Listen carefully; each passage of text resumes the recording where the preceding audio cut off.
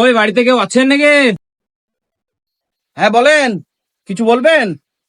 আমরা বডি ইন্স্যুরেন্সের জন্য এসেছিলাম। আমরা বডি ইন্স্যুরেন্সের লোক। আমার বাড়ি কি খবর? আপনার বাড়ি আমরা বেড়াইতে আসিনি, আমরা বডি ইন্স্যুরেন্সের লেগে এসেছিলাম। আপনি একটা বডি ইন্স্যুরেন্স করেন। তো বডি ইন্স্যুরেন্স করবো, আমার লাভ কি ফায়দাটা কি বলো তাইলে? এখানে অবশ্যই লাভ আছে, জীবন আর মরণের সুরক্ষা। তার মানে যেমন একটু বুঝি বলেন।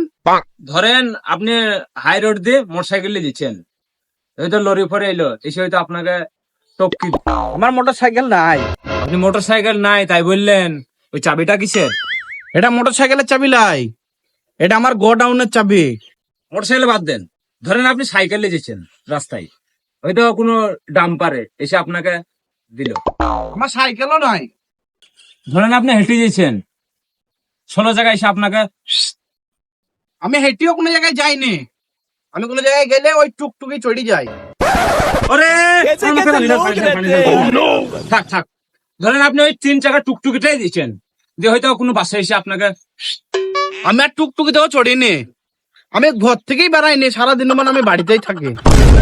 আমাকে মার মার মার মার মার মার মার মার মার ভাই রে।